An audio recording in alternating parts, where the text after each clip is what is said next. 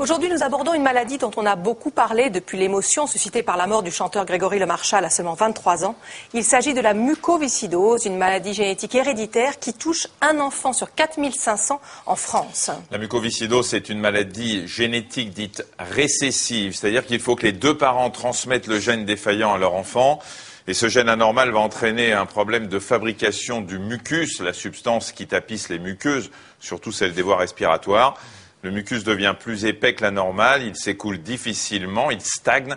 Et cette accumulation de mucus crée un milieu très favorable au développement de nombreux microbes comme des bactéries et des champignons. Et les malades sont donc très souvent sujets à des infections qui finissent par détruire la structure de leurs poumons.